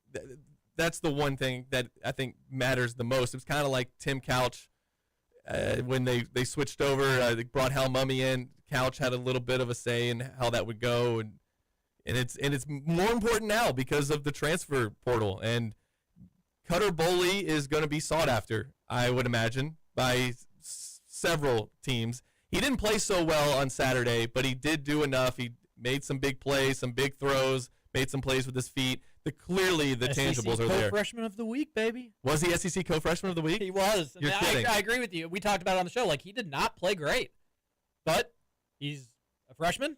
He's on the road in the SEC, and he got a win. Yeah. All right, and he didn't cost Kentucky the game, although he wasn't. Thank you, to Miller for Cam Miller. Cam Miller knocking the ball loose. He did not cost Kentucky the game. I don't think Auburn even scores there. Honestly, they just couldn't do much. Kentucky was trying to give them as many chances to prove if they could score, but I agree. I think they could have played about 15 quarters. They could have won that game 3-0, and I was hoping for it. I was hoping for 3-0. Auburn should have never got a field goal. If not for that bad interception by Cutter Boley, they don't. It's a 10-0 blank job by Kentucky down in the Plains. Yeah, and the Auburn fans, when I was talking to them, they want John Summerall. Yeah, so I've got an update on that. I was going to tease the final segment with, but we won't because we're not up for it. So this just works out better, anyways. Are you familiar with Justin Hokanson? No, help me out. He's kind of like the Auburn Justin Rowland. Okay, if you will. Got him pulled up here. He has covered Auburn forever, like back when he was like a immature kid to like now he's a big grown up man, pretty big following. Adult, okay. And he's Auburn's on 3 guy. He says Summerall's the betting favorite at Auburn, and that's who he would pick right now. That's what all of them said. I mean, some of them said they wanted the Tulane coach. They didn't know who he was, but that they wanted they wanted the Tulane coach. You should have been like, would you rather have the Tulane coach or John Summerall? Who would you go with? That would have been a good one. That's been, but yeah, they're big on Summerall, and it wasn't really anybody else. I mean, John Gruden's name gets thrown out all the time. We're getting Gruden. How much does Mitch think about this though? That like, oh, well, shucks. If I could get Summerall, it all makes sense to me. But now he's going elsewhere. I should just stick with what I've got. Yes. Do you think this coaching carousel just scares the bejesus out of them? Of course, all the big schools that are going to be involved in this, and the bidding wars that are going to happen over some of these coaches. And Jimmy Sexton's just rubbing his nipples right now. He's like, I'm king again. I'm king always. It's a good day to be Jimmy Sexton. Because the next option from Sumrall, who, I think I've said before, there's an argument as to why John Sumrall would even choose Kentucky over Auburn for that first SEC job, knowing the boosters, familiar with the program, blah, blah, blah. But I think the next choice for Kentucky, like realistic choice, is probably a 35-year-old calling plays out in Eugene, Oregon. You know, I didn't realize, Oregon fans have made Will Stein the scapegoat at times this year. Of course. That's what coordinators do, right? Yeah, that's part of our job. That's been our thing under Mark Stoops for years. A conversation in Louisville and in Lexington and the beautiful Commonwealth of Kentucky is, would he take the Kentucky job? I think he would take the Kentucky job. I think that'd be a good job for him. And there are people in Eugene that are like, get that dude out of here. I want a different play caller. I think they're crazy for what it's worth. Yeah, I do too. Will Stein also, he's 35. He's still learning on the job. Like, how many seasons has he been the offensive coordinator now? Like, full-time only offensive coordinator? Was that two seasons? Yes. So right. a season and 8 games, something like that? Yeah, he was at UTSA too. Yeah. But big boy job, playing in the Big Ten for only – so, he's learning. He's growing into that role, and I think that if he were to become a head coach, I think he'd still want to be a play caller. So, there'd be a learning curve there, and I think that might be what Mitch is thinking, that if we can just bring Stoops back, and then we'll see how well some of these other guys we have our eye on do. Because there's other Kentucky coaches. Who's the Kentucky coach at Troy? Are the Kentucky players at Troy right now that's coaching? Because he's doing well. Who is it? I don't know. I got to look it up. But, yeah, there's other young guys out there that are doing well. I think Adam Luck had mentioned in that post on KS Sport that you were talking about earlier that Auburn, now this would be their third group of 5 coach they would have hired in a row. You talking about Gerard Parker? Is that the coach at Troy? He's the head coach. It says C.S. Summerall at the head coach of Troy in 2024. He's a former UK player. There you go. That would be him. There you go. Or it might be, I don't know how to, Gerard Parker, I guess is how you pronounce it. I'm just being silly and stupid here with this one. But what if Mitch Barnhart came to Stephen Peake and he said, listen, I can fire Stoops, we can get the money, we can do that whole rigmarole, I can make it all happen. However, if I do get rid of Stoops, Neil Brown's going to be the next head coach at the University of Kentucky. Peake, you got to make this decision for me. It's never gonna think happen. going on to make it a little more serious, if the argument is I can go get an offensive minded coach, I think that's just what the fans want. It's been fun with Stoops winning games. When we win, it's fun. I don't care if we win 3-0 or 52-50. That doesn't matter as far as entertainment in the moment.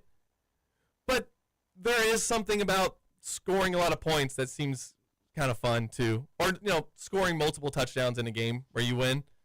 I don't know if you've ever done this, TJ, but I like to rewatch games, and I realized I was trying to rewatch this game, and there's a lot of I can just skim through a lot of it because there's not a whole lot happening, and I want to see the touchdown drive that looked really good.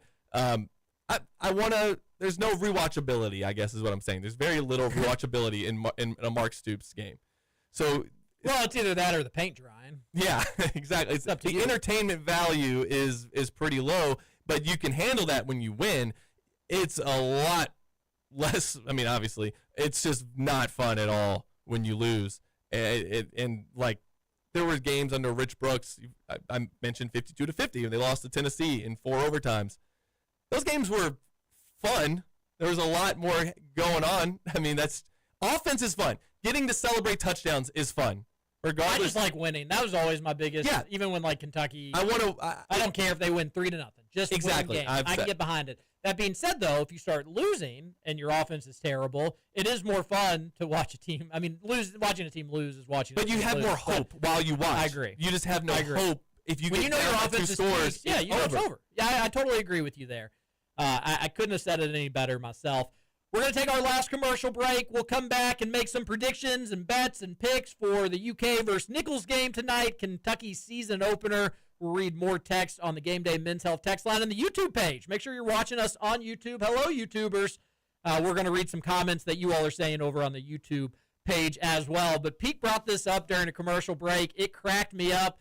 Secretary of State, I'm a fan of his, Michael Adams. He tweets out today, we're getting calls about polls being closed. They are closed because we do not have elections today in Kentucky. Kentucky votes next year. You cannot vote today in Kentucky for the mayor of New York City or the governor of Virginia. Sorry. And he follows it up with saying, have I mentioned my repeated call for civic education? Which ain't that the truth, Michael Adams. We could use a little civic education. There were some political door knockers going around our neighborhood that had one neighbor really, really mad, and he went to the Facebook page to post about Not it. the Facebook page. Turned into a whole big thing, producer Matt. Oh, man, I know something about the Facebook pages. I weirdly do, like, it's a guilty pleasure for sure of, like, I like reading Facebook drama. I just like it. Even though I don't have any skin in it, even though it doesn't impact my life in the slightest, just knowing that these are real humans behind a computer screen just letting their fingers go to town. Oh, it's the best because they don't hold back. No. Like, you would think they were like face to face, and it's like this 73-year-old sweet old lady just letting them rip on the internet. I just can't get enough of it. Even though in this instance, like, I don't know, I hated that it was happening in our neighborhood. Members of a neighborhood going door to door, ringing doorbells to tell people who to vote in a certain political party is not something I thought this neighborhood was all about. And then the person followed up, me and my reading pal were spending a lovely afternoon walking the neighborhood, but everything went fine, except I did comment that we had one rude guy, and that was you. So rude guy versus door knockers. Not rude folks. guy. And they take it to Facebook where everything's going to get solved. One final segment, and we'll preview Kentucky versus Nichols on this Tuesday edition of KRC. Stephen Peak, producer Matt Childers. I'm TJ Walker. We're gonna party like it's your birthday. We're gonna sip a party like it's your birthday. You know we don't give us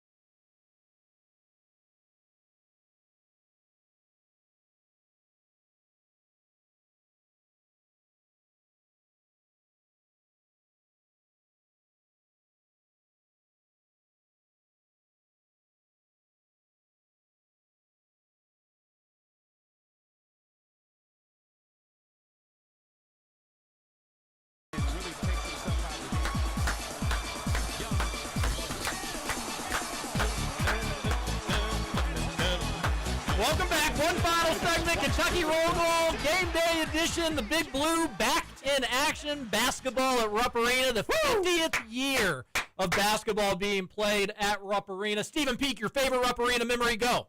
Let's see. 106-100 against Florida last year. Nice. Best game I've ever seen in person. Yeah, I wish I would have been there for that one. That would be definitely one that would stick with you. I will say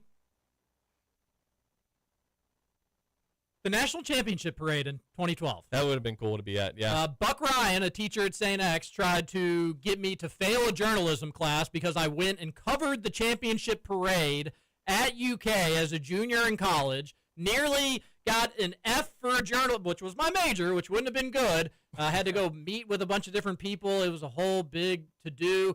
However, wouldn't have changed a thing. I wouldn't have remembered a damn thing I would have learned in class that day, but instead, I was on the floor as the bus came into Rupp Arena. They hung a national championship banner, and even though they didn't play a single game of basketball that day, Stephen Peak, for 50 years of Rupp Arena, ain't that the point, to hang those banners? That's so to the point of it, be in the building that day with 24,000 other UK fans, again, not watching a basketball be dribbled, but a banner be raised, that is what it's all about, and I cannot wait for the day that I'm there again for it, because it will happen. And not sooner than later. Non-basketball, and this might be number one, the Mark Pope press conference that was really cool to be at. I bet that would be up there. Another thing that was like, man, Kentucky basketball fans are just insane. There's no, like you said, no basketball game being played today, and this place is packed, and it's louder than it is for games against teams like Nichols.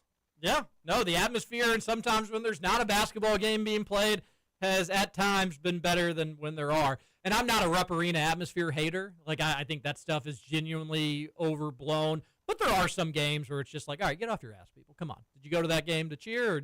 But for, like, Nichols tonight, I'm not going to be hard on the crowd. For Friday night, I'm not going to be hard on the crowd.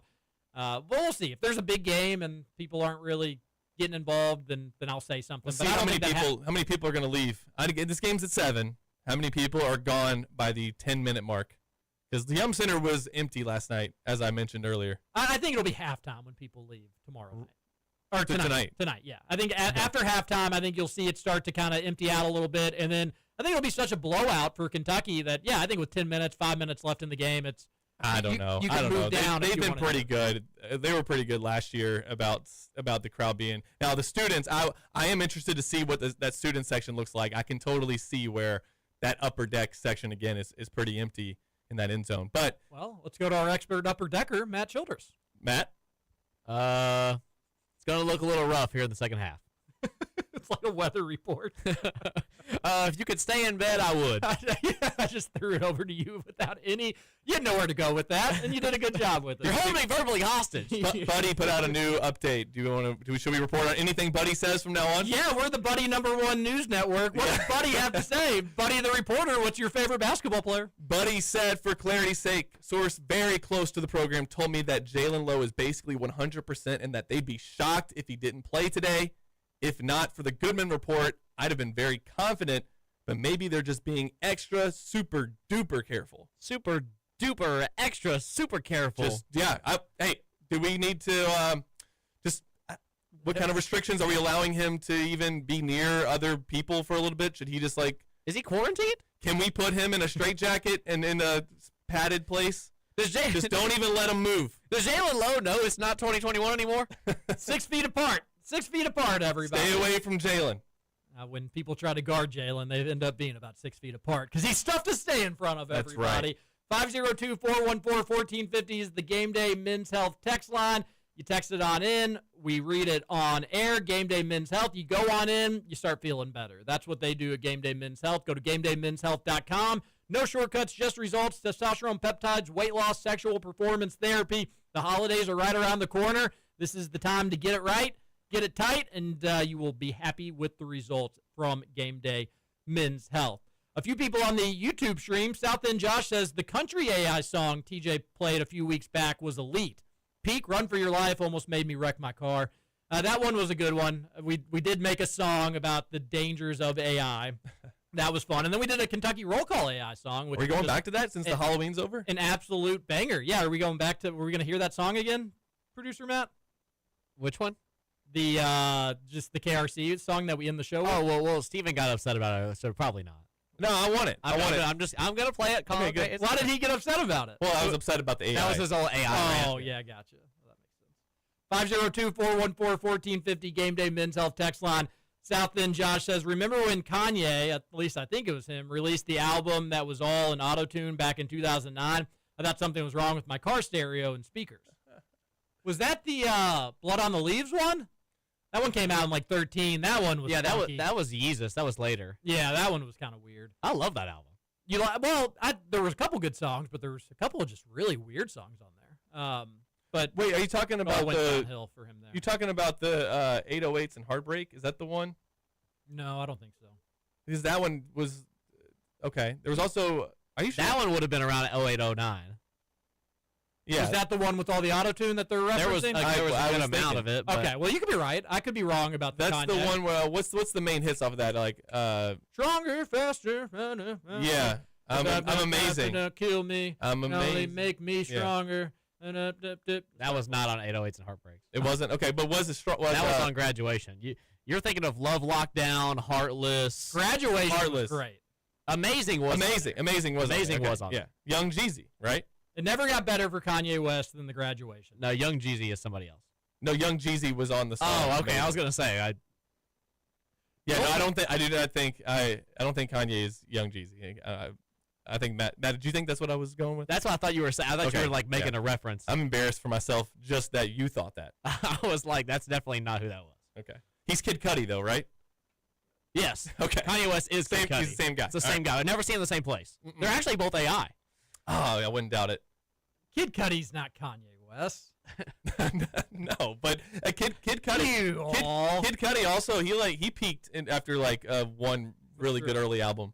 Yeah. Is he still good? Is he still doing stuff? He still has like some good songs. Like he's one of those artists that like will always put out an album and then one song on it's really good, but nothing else is like very good. You know what I mean? Yeah, but like Man on the Moon was Man on the Moon. Yeah, that whole album. That is a record. That one's not gonna get topped by him anytime soon. No. Super Mid Gaming says, where do you think Barnhart would get the money to buy him out? Stoops is 100% back next year. Money ain't an issue, Super Mid Gaming. We've been That's told. what all the experts say money ain't an issue, and I kind of believe it too. If you've got these other fan bases that are able to pay out $50 million buyouts, $40 million buyouts, I think Kentucky could make it work. What we've heard is that Stoops would be open to some sort of negotiated settlement. I don't think it'd save UK a ton of money, but it may allow UK a little bit more time to pay out the money owed to Mark Stoops if they decide to fire him. And we'll have a much better idea after Saturday night. The money ain't going to be an issue anymore. I wish I could tell you exactly dollar for dollar how it's not going to be an issue, but anybody who's everybody who's anybody, says that it won't be. I want to know what the total amount of buyout money is going to be spent at the end of the season. Yeah, somebody will come up with it, I'm sure. What do you think? How many millions of dollars? I mean, 250 million? Yeah, it feels like it, right? Like, isn't that crazy? Yeah. $250 million going to people who didn't do their jobs well enough, so they won't do the job anymore. Don't you wish also it could be like, what are you going to spend that money on, Jimbo Fisher, when you got that like $60 or $70 million or whatever it was? Like Stoops, when you get that $38 million to hit in 60 days, what are you going to do with it? Like, obviously Jimmy Sexton gets a ton of it, but then after that, what happens? John on His wife gets some of it. Yes, she'll get some. The kids and their kids and their kids probably gonna be all right for a little while, I'd imagine. But what if Stoops was just like, you know what? I'm a big Iowa fan. I'm gonna use it to the Iowa nil. I'm gonna put it all towards Iowa. John says, I heard the next coach for Kentucky football is gonna be John Gruden. I wish, but hey, I'd settle on Phil Jackson. I know two different sports, but a true winner coaching. No Phil Jackson for the football program. Let's just say Mitch Barnhart would never in a million years do this, but let's say Gruden's interested in UK. Would you be interested in Gruden? No. Let's just 62-year-old. Has he ever coached college football? If he has, it certainly has. How's Bill Belichick doing? For many, many years. Got his first Power 4 win. Woo! There you go. He's back. Let's see. John Gruden last coached in college football in 1989 when he coached the Pacific tight ends. Okay, so my whole life he has not been coaching college football. What was his last? How long has he been out of the coaching game? All right, he was with Pittsburgh in 91. I thought it was the Steelers. It was actually with the Pittsburgh Panthers. Okay. So his last college was 91 as a wide receivers coach for the Panthers, and then he went to Green Bay in 92, and he was in the NFL ever since. Oh, he was coaching the Milano Seamen. The Seamen. It's a You tough got to name. move those guys up, or They compete in the Italian Football League. So that was his last. Oh, he was an advisor. He wasn't a coach. My bad. So his last coaching job was still. I also would be out on it. I think like the pop and the initial, just like everybody paying attention to your program would be Sure. kind of cool. North Carolina experienced that. But what if it goes south? Like North Carolina experienced that. Then it turns into a circus. Yeah, so ultimately I'd say no, but I don't think we have to worry about that with Mitch Barnhart. Jacob Polachek wants to know: are we doing roll call tomorrow? We're doing the show tomorrow, right? Big show tomorrow, Jacob Okay. Polachek. It's a reaction show to UK's first basketball game. A weird Wednesday as well. we got Oh, yeah. Justin's new AI song coming out. Justin's Yes. going to come up with some weird, sentimental, creepy AI song. And, yeah, absolutely. I can't wait for the show tomorrow. Love talking results from Kentucky's game tonight. Another texter on the Game Day Men's Health text line, 502-414-1450. South End Josh here. These U of L fans like Deputy Doofus who have this completely disrespectful view and opinion of the rest of the state outside of the Gene Snyder are the most arrogant and disgusting people. They have the most overinflated sense of self-importance. Y'all get so worked up over the littlest stuff. You're no longer little brother, you're little sister going forward. Grow up, Peter Pan, Count Chocula. And South End honestly, Josh, man. when I was going on that little rant yesterday, that's really what I wish I would have just kind of came back to. Just like, grow up, you all. The The Kentuckian. Lexington Herald leader Yeah. called him a Kentuckian. Grow up. And secondly, don't like getting all personal with this sort of stuff, but Deputy Doofus, you don't live in Louisville. You're not from Louisville. You live in Indiana, Santa Claus, Indiana. Oh, I didn't know this. You're nowhere near Louisville. So he can't even hear us. So, like, well, that may speak more to the Big X than anything else. But no, I'm kidding. But like, He's on who are you to say, oh, in Louisville, you don't dare? You don't even live there. You don't even pay taxes So there. the Louisville man is not really a Louisville man? Not in the slightest. Wow. Nope.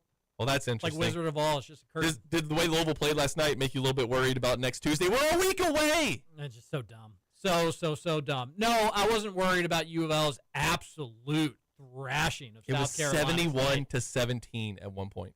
Was that the worst it got? I don't know. I just thought mean, the inverse of that was Producer Matt, I pretty think it was wild. like 31-2 at one point. I was having some UCLA UK flashbacks from 2014, 2015. You didn't go, did you? No, I didn't get to. I had to sit. I had to stay here and do the Bellarmine women's basketball game. The Bellarmine women's game? I thought you were doing the Bellarmine's men game. No, it was the women's game. Yeah, it was 24-2,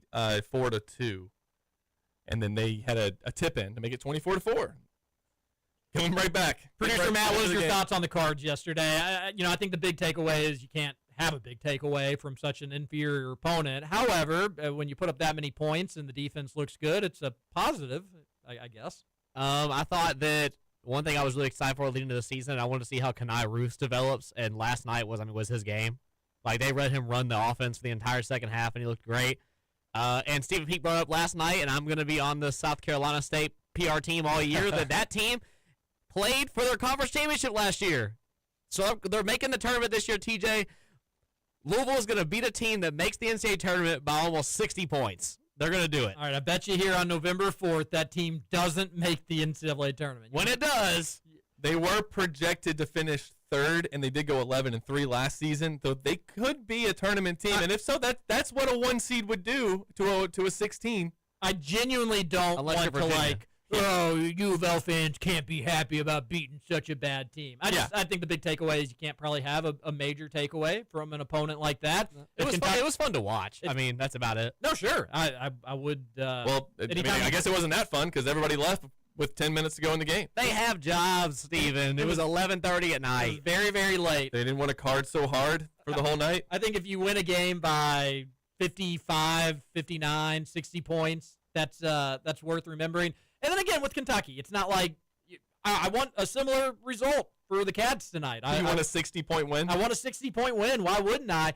But like the big takeaway for UK tonight isn't going to be how did you attack Nichols' man-to-man defense?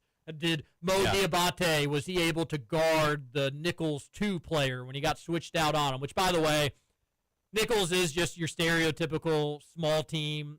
Their 5 will be out on the perimeter dribbling the ball. So you're going to have some like weird little matchups where you're going to have like a 7-foot dude guarding like a 6'6" guy, which can be a little problematic for the 7-foot dude. But Kentucky shouldn't struggle at all. The biggest takeaway I want to see tonight, and what I'll almost certainly lead the postgame show on ESPN 680 tonight around 9 o'clock with, is did the shooting look better? Yeah. Long and short of it. Did the shooting look better? Just don't go 0 for 13 in the second half. And if it doesn't look better, doesn't mean that I'm going to flip over a table and panic, but that's not going to be good if that's the case. That'll be every time we've gotten to see this team play, the shooting hasn't been great. And if the shooting is amazing, obviously it means UK is the best team ever, and they're not going to lose a game. There will be not a single negative takeaway if Kentucky wins a game by 15 I would like to get through the game with no injuries. We're on our 7th point guard injury in a season and 2 exhibitions. So can we just keep everyone healthy through this game, through Friday, get guys back? Because it's so weird, TJ. I was telling Matt in the group chat last night, you got meaningful football game for Louisville this week. You got meaningful, not as much, but still, like, attention will be on Kentucky, Florida on Saturday. Yep.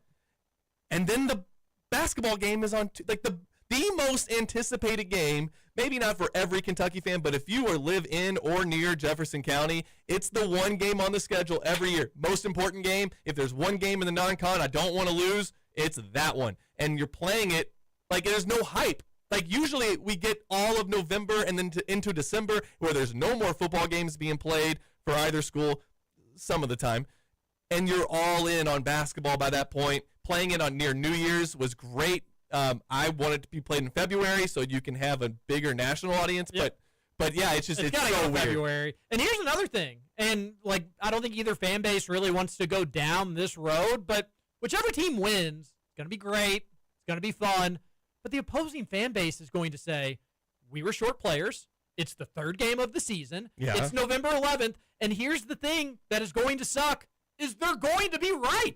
I mean, just factually, they're going to be right. Well, they'll be right about what month it is. Yeah, you beat us. You did, and that sucks. However, let's see you in March. I want to see us. And whatever fan base is going to lose is going to say that exact thing. And you're just going to have to you're going to be like, well, we beat you, and we got bragging rights, so I'll take that. But, in March, I guess. It does matter. It matters for bragging rights. And it does matter for, again, I'm going to keep saying this throughout this month. For the last 20 national champions, 17 of 20 had 1 home loss or less. 19 of 20 had less than 3, and then half went undefeated. So there is it doesn't matter. You don't, like we said, you don't get eliminated in November, but there are signs that history is pointing in a certain direction. So like it does matter, and it matters for seeding purposes, and really it's the Kentucky Louisville game, and you don't want to lose it. And I don't want to deal with Louisville fans after that game, Matt. If Louisville wins, I don't want to have to hear it because it doesn't really matter. If we win the national championship, they get to say, like they did in, 97, 98? Yeah, we beat you guys. You're like, yeah, we won the national title, but they did beat us. That sucks. They won't, though, right? I mean, we've gotten so used to beating that team. I have no idea what to make of that game. Louisville's guards, if they hit a ton of threes, it's going to be hard for UK to win. Yeah. If UK has a horrible shooting night, it may be hard for Kentucky to win. I like Kentucky collectively as a team better, but Kentucky's got 2 point guards that are a little banged up. Louisville's power forward hasn't played in over a year. So there's just so much to not be able to know going into this game. But I think that the best players in that game are probably going to shine. I bet it's a Miguel Brown versus Otego away showdown. I feel like this is going to be a really interesting game in the terms of both teams are so talented and they're so good that, there will definitely be bragging rights early on in the season, but I think we're going to see that die down when it comes towards March because, I mean, both teams are going to be so good that they're both going to have a shot at it. You know what I mean? So, like, I feel like it sounds weird to say this, but I feel like that stuff is going to die down more than we've seen it in the past because of how early that game is played and how good both teams are at the same time, if that makes any sense. It does make sense, and I hope they meet in March. Like, I hope, just because it feels like we're not really getting a totally real UK U of L game. And I don't know, check back in with me a week. Maybe I'll change my opinion on it. U of L fans seem to have a way to get me riled up, and I have a way to get them riled up. So we'll see, but this is almost a year where it's just like, all right, I hope they do meet in March, because then we'll get a better – then that game will mean something, like it should. It doesn't feel as significant with it being I'd rather avoid Louisville in March, honestly. The stakes are too high. It's already high stakes, a tournament game. To lose to your arch rival. Luckily, we don't know what that's like. We faced Louisville. Well, I don't. I mean, I guess if you were around in, 84? We weren't alive for the dream game. Yeah. So beating them in the Final Four in the Sweet 16, that felt really good. Like that week leading up to that Louisville game, that Saturday Final Four game in 2012, I was miserable. I just couldn't take the idea that not only could Kentucky get eliminated and not win the championship, but that Louisville would. It was too much. That's interesting you say that, because I'm the complete opposite. Like, I love when those two teams play each other. For the you just love losing? I don't get it. For the sole fact of the opportunity of, like, how good it would feel when you win. Yeah, but you didn't get to feel that. But it doesn't matter. I love the opportunity of what. So you're saying you're more scared of losing than you enjoy winning? I hate losing way more than I enjoy winning. But I would just say this: there was a time, maybe 2013, like when we knew Louisville was really good. If Kentucky could have snuck into the tournament and they were their 8 or 9, I would have been all for it, because Louisville's goals for that season were to win a title. Kentucky's would have been, let's make the tournament and try to win a game or two. So then when you're the underdog, it kind of like in 2014 with Kentucky, it wouldn't feel as like, it's when you're the favorite, when the rival ruins your season. And that's what Kentucky has an opportunity to do in football this year with Louisville, and that would be fun. But if my goal is to win the championship, I definitely don't want to face my rival in an early round where they could be the ones to spoil it. If Louisville had won that game in 2012 and Kentucky was still searching for a title since 1998, I don't even know if I could ever get excited for basketball again. Honestly. I get both sides of it. It's like, a tournament loss is hard enough as is, but then to have it come to your rival, that would be pretty devastating. A texter says, I thought we hired the Pope to make sure we have no more injuries. Go back to the Vatican, buddy. I'm done. John here, hey, KRC, my Chiefs have until 4 p.m. to get a trade in or two. I think we'll get a D-line and a running back. Tell me, do you think your team will do anything if they have not already?